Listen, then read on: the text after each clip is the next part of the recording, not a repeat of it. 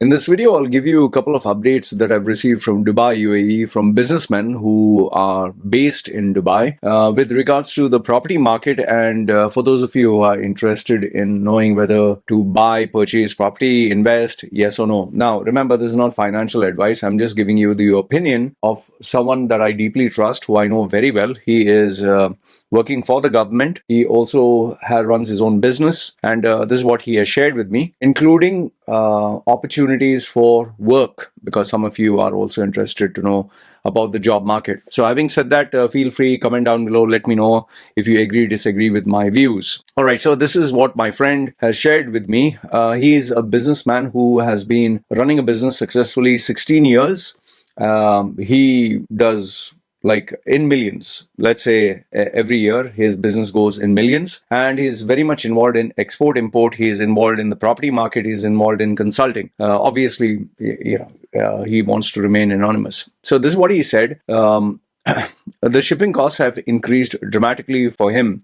He is paying extra around 2,000 US dollars per container of all the goods that he is shipping. Before, he used to ship a lot of goods through Iran and from Iran, and he used to make a very good margin. Many of the products which are globally branded or globally assembled, he used to get people or companies that would assemble in cheaper countries, and obviously, change the label, change the sticker, use the loopholes of the system where they can make a good hefty margin.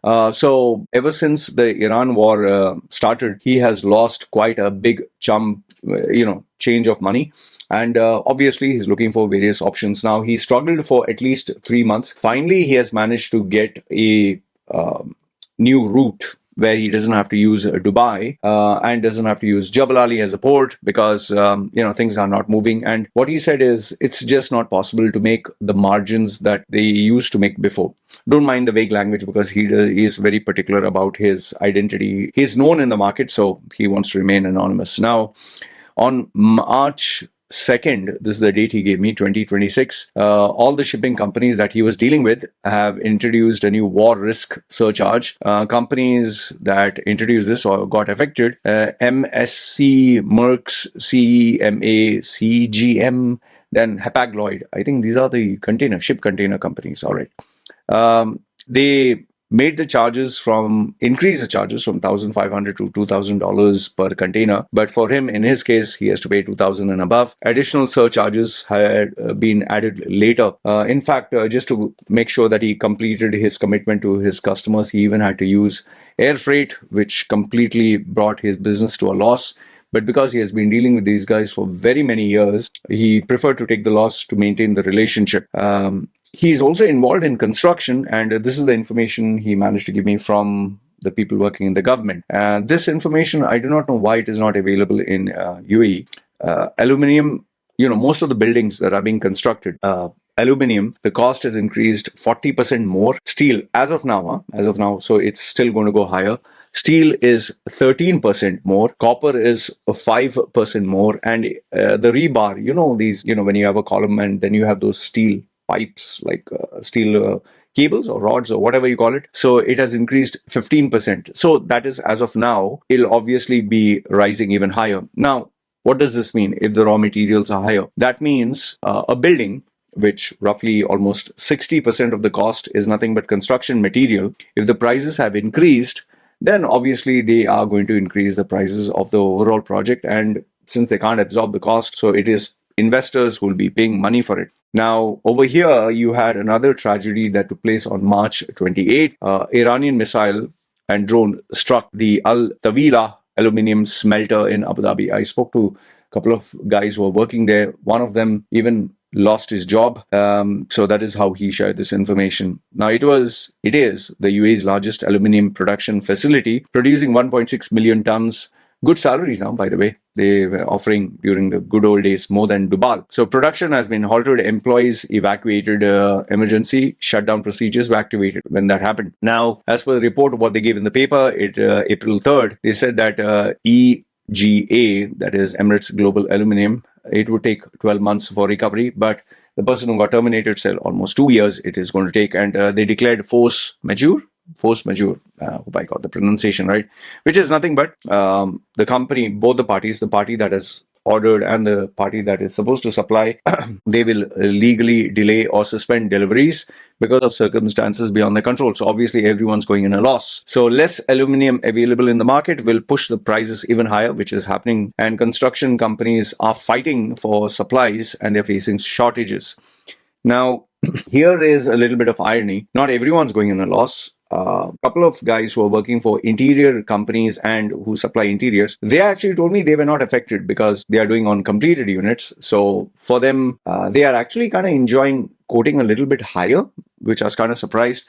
There are plenty of job offers, vacancies in that sector. One of them even got in touch with me to apply for a job. So, and his salary was almost 40% higher. I was like, oh, good, okay. So it's not all gloom and doom. There are people who are getting salary offers. Only thing is, you have to show a very strong performance record. You have to be in the country. You have to know the UAE market, and having contacts, connections, vendors, suppliers, or people who are involved in the industry is a massive plus point. They want to complete the projects as quickly as possible at a lower cost. That is obviously there, but they are riding the wave because right now there is a strong demand. And yes, a lot of distress property sales. In fact, this guy who I spoke to, he scooped up around 14 through, means he gets commission for that. It's not only for him, for his clients. 14 of them, he made a good chunk of money because obviously he's saving money for these guys, so he takes his commission. However, he said it's not going to last very long, but there are a lot of people who just want to sell and get out of the country. They're not very happy with the unstable situation that is currently happening in the UAE. And I personally don't think the Iran-USA war is going to stop anytime soon. So the new launch prices, a couple of guys who are working in this industry, they are sales. So they said that the prices will increase from 12 to 18%. In fact, here's another bit. Some of them are even having data sheets of people's records, phone numbers, emails, banking details. It has been leaked in the market and they are selling it for a good amount of money, actual valid information. And but they're doing it in secrecy, but they're charging a good amount of money. Some of them are even profiting. This is not legal, by the way, what they're doing, but he told me, so I'm telling you. So if you get unsolicited calls, it is because your data is being sold. So it's not Facebook and Meta or somebody else. It is these guys in the real estate who are actually doing it. And it seems that they managed to get from the bankers. They collected this data from the bankers. They collected it from a kind of consolidation between real estate guys. They came together. Not everyone, and it's not official. And they give me, I'll give you 100 names. You give me 100 names. They check it out. Okay, fine. Let's make a deal, and they're getting good money out of it. But remember, it is not just selling the data. It has to be legit. You obviously want a legit email. You want a legit phone number. You need the correct banking details because end of the day, they are looking forward. If you do pitch in, buy this property, so obviously the bank has to give you, loans or funding. So everyone's involved in this. Good business in UAE, I must say. There is signs of slowing down, which is also happening, which is why many people have been asked to take forced leaves. According to Moody's, I checked online for make sure this information was correct. Property prices fell by 51% in March, and April it has increased even further. However, UAE denies that volume prices are down. Rather, they are conflicting. They are giving you conflicted information saying that the property market is booming, which is not actually the case. But yes, money is flowing in. A lot of not so legal black money is being converted to white because of these distress sales. UAE is also closing its eyes because they don't want, if they make it too strict, then nobody's going to invest. As it is, they're losing investors because of this war. They said what per day it's costing them 15 million. I'm not too sure. Some are saying billion, some are saying million. So you give me the rough between 15 to 1 billion if you can find the exact value, because UAE, is always giving positive reinforcement.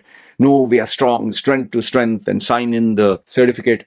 By the way, I also found out, which kind of surprised me, not everyone is signing the certificate because they're not very comfortable with their digital signature. Who knows what stuff that they are downloading onto your device and most probably spying on you. So there were some of them who said, I'm loyal to UAE. I don't need to, follow this gimmick of registering. So I don't know if there is a price to pay for that.